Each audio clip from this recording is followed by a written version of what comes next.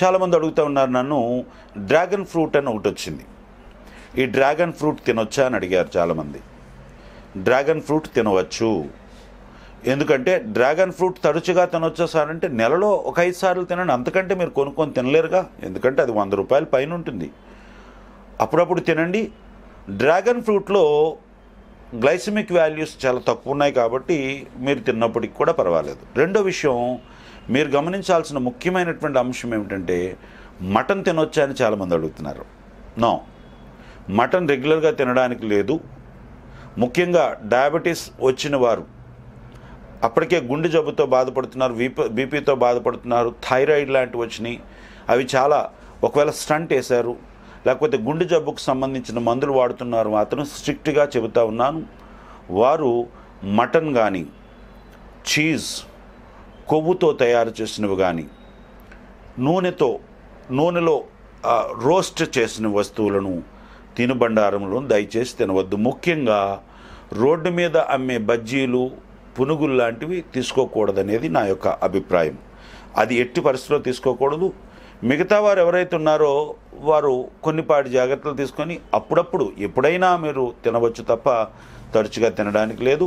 అది కూడా మటన్ తెచ్చుకునేటప్పుడే మీరు చిన్న, అంటే ముదరనటువంటి ఆ మటన్ తెచ్చుకోవడం మంచిది.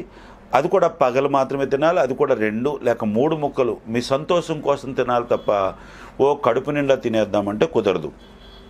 ఎప్పుడు ఏది తిన్నా అంటే షుగర్ డిజార్డర్ ఉన్నవారికి ఏదైతే పడంది తిన్నారో ఆ రోజు ముఖ్యంగా చెప్పబోయేది ఏంటంటే ఎక్కువ పని చేయాలి, ఆ పగలు నిద్రపోకుండా చూసుకోవాలి. ఇది ప్రధానమైనటువంటి సూచన, సలహా.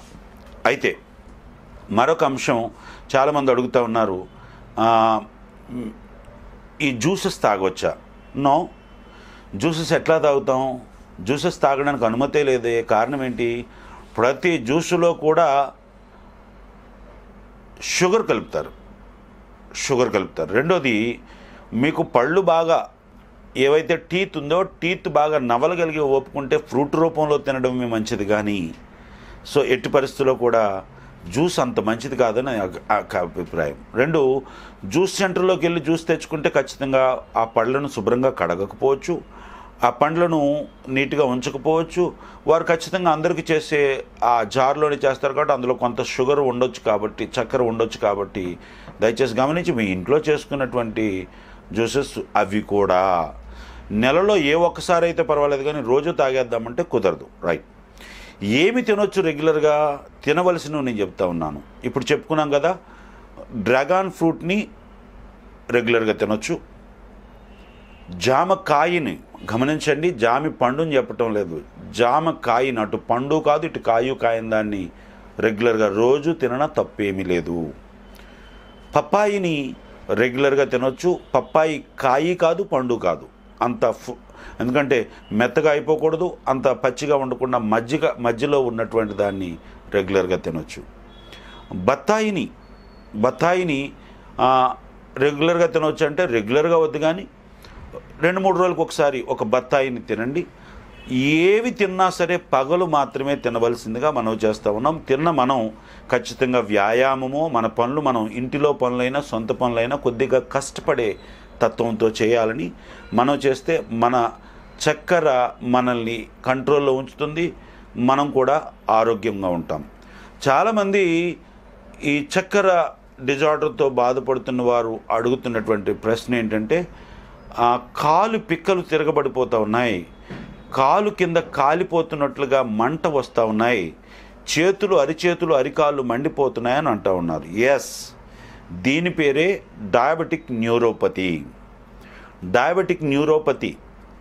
అంటే మనం ఎవరైతే రెగ్యులర్గా మందులు వాడమో, మనం ఎవరైతే రెగ్యులర్గా సరైనటువంటి వ్యాయామం చేయమో, మనకెవరికైతే షుగర్ ఎక్కువ ఉన్నప్పుడు కూడా ఏవి పడితే తినేస్తామో వారు నెమ్మదిగా డయాబెటిక్ న్యూరోపతిలోకి వెళ్ళిపోతారు. డయాబెటిక్ న్యూరోపతి ఎందుకు వస్తుందంటే మనం వాడుతున్నటువంటి మందుల వల్ల కానీ, మన లోపల ఉన్నటువంటి షుగర్ వలన కానీ మన నరాలు నెమ్మదిగా ఏమవుతాయంటే, ఈ షుగర్ పార్టికల్స్ కానీ ఏమవుతాయంటే ఈ నరాలని చిన్నవి చేస్తాయి. నెమ్మదిగా నరాలు చిన్నవైపోతాయి. శరీర భాగాలకు అందాల్సినటువంటి రక్త సరఫరా సరిగ్గా అందకపోవడం వల్ల ముఖ్యంగా కాలు పిక్కలు తిరగపడిపోవడం, అరికాలు మంటలు రావడం జరుగుతూ ఉంటుంది. మీ అందరికీ చెప్పే మరొక ఆశ్చర్యపోయే మాట చెప్తూ ఉన్నాను. మనందరిమీ ఒకటి గుర్తుంచుకోవాలి, మనకి ఎన్ని గుండెలు అంటే మీరందరూ ఒకే గుండె అంటారు, వైద్య శాస్త్రం 3 గుండెలు అంటది. మనిషికి ఉండేవి 3 గుండెలు. ఒకటి నిజమైనటువంటి గుండె మన ఏదైతే హార్ట్ ఉందో అదైతే, మరొక 2 గుండెలు మన కాలుకున్నటువంటి పిక్కలు.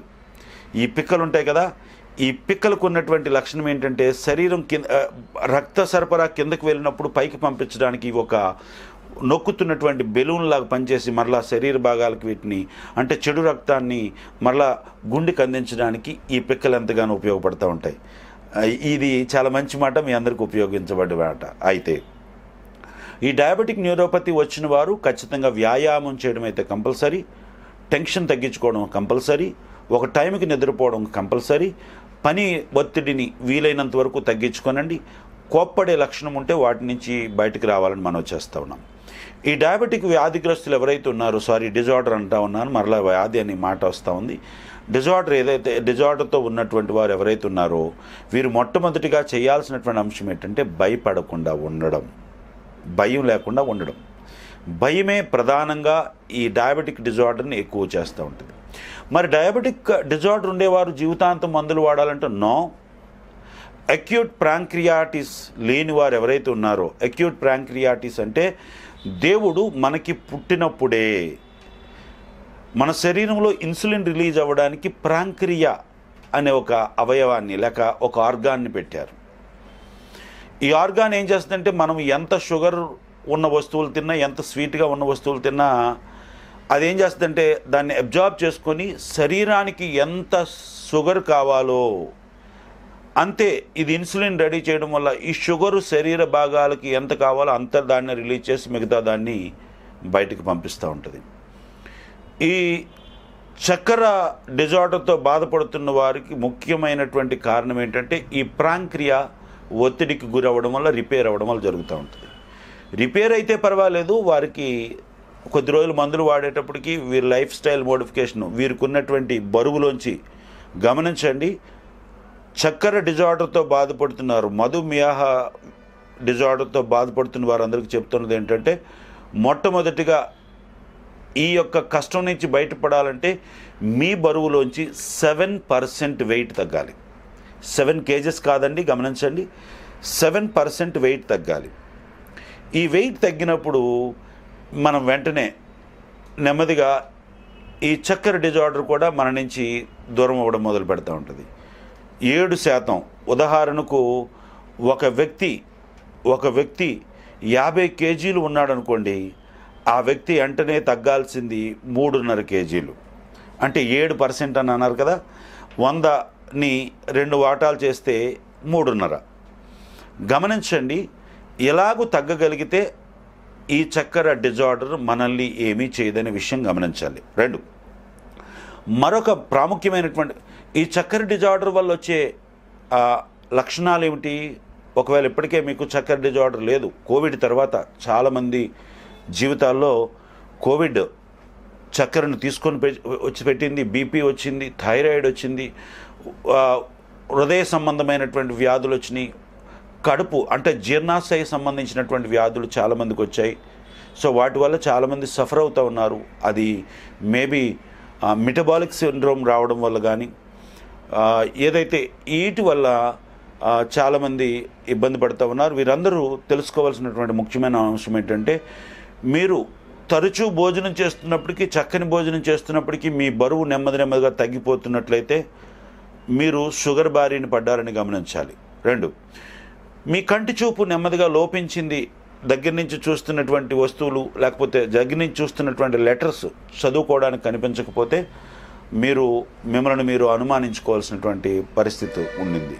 దయచేసి గమనించండి, ఈ విషయాలను గమనించండి. అంతేకాకుండా ఇదివరకు మగవారైతే దాంపత్య జీవితంలో ఒకవేళ యాక్టివ్గా ఉన్నప్పుడు కూడా ఇప్పుడు ఈ పరిస్థితి వచ్చిన తర్వాత ఈ మధ్యకాలంలో మీకు దాంపత్య జీవితం మీద వెగటి పుడుతున్నట్లయితే, ఇష్టం లేకుండా ఉంటున్నట్లయితే, ఏదైతే ఈ యొక్క పురుషాంగం శక్తిని కోల్పోతున్నట్లయితే వీరు కూడా ఒకసారి షుగర్ టెస్ట్ని చేయించుకోవాల్సిందిగా మనం చేస్తూ ఉన్నాం.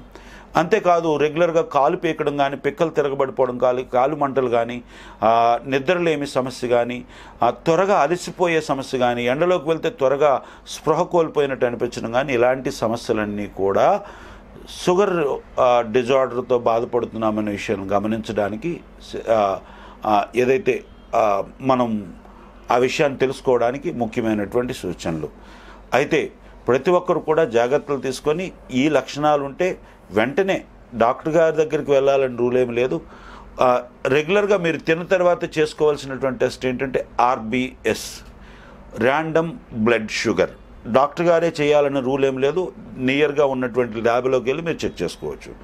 ఒకవేళ మీ ఇంట్లో ఇప్పటికే ఈ షుగర్ బారిన పడినటువంటి వారు ఉంటే వారి దగ్గర గ్లూకోమీటర్ ఉంటే ఆ గ్లూకోమీటర్లో ఫాస్టింగ్తో అయితే 110 ఉండొచ్చు, టిఫిన్ చేసిన తర్వాత గంటన్నర తర్వాత చేసుకుంటే 140 ఉండొచ్చు, లేదు ర్యాండమ్గా చేసుకుంటే మధ్యాహ్నం ఎప్పుడైనా చేసుకుంటే వారికి 160 వరకు ఉండొచ్చు. ఇవి నార్మల్ వాల్యూస్.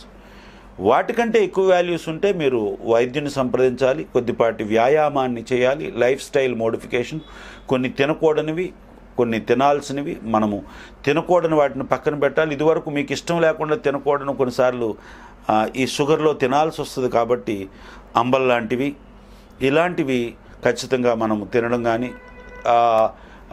మొలకెత్తినటువంటి గింజలు తీసుకోవడం కానీ, సమయానికి లేవడం కానీ, ఉదయాన్నే లేచి వ్యాయామానికి వెళ్ళడం కానీ, సింపుల్ పాటి ఎక్సర్సైజులు చేయడం కానీ మనం చేయడానికి ఇష్టపడుతూ ఉండాలి. ఈ విషయాలను చేస్తే ఈ చక్కెర డిజార్డర్ మనల్ని ఏమీ చేయదు. జీవితాంతం మందులు వాడాలనో చాలామంది నా దగ్గర ఉన్నటువంటి పేషెంట్స్కి అందరికీ చెప్తా ఉన్నాను, నో. మీరు 7% మీ బరువులోంచి వెయిట్ తగ్గగలిగితే, రెగ్యులర్గా వ్యాయామం చేయగలిగితే మీరు వాడుతున్నటువంటి ట్యాబ్లెట్లు నెమ్మదిగా డాక్టర్ గారు ఆపేయడానికి వీలవుతుంది. మీరు నెమ్మదిగా అన్నాన్ని తగ్గించి తింటే, అన్నాన్ని ఇంతవరకు 3 పూట్ల తినే అన్నం అలవాటు ఉంటే ఇక నుంచి రాత్రి అనేది అన్నం తినడం మానేయండి పూర్తిగా. పగలు మధ్యాహ్నం పూట్ల కొద్దిపాటి అన్నాన్ని తీసుకోండి, ఎక్కువ కూరలను తినండి. అన్ని కూరల్ని, అన్ని కూరగాయలను తినొచ్చు. తినకూడని కూరగాయ అరటికాయ, అలాగే దుంప జాతి, ముఖ్యంగా బంగాళదుంపను, అలాగే స్వీట్ పొటాటోస్ని అవాయిడ్ చేస్తే సరిపోతుంది. మిగతావన్నీ చక్కగా కొబ్బరి పచ్చడి కూడా కొద్దిగా దయచేసి కొబ్బరి నీళ్ళు కూడా తాగవద్దని మనం చేస్తూ ఉన్నాం. ఈ విషయాల్లో మనం జాగ్రత్తగా ఉండగలిగితే షుగర్ వ్యాధి మనల్ని ఏమీ చేయదు. దయచేసి ఈ విషయాలను గమనించి మీరు తగు జాగ్రత్తలు తీసుకొని ఆరోగ్యవంతంగా ఉండాలని కోరుకుంటూ ఉన్నాము. ధన్యవాదాలు. Thank you so much. నమస్తే.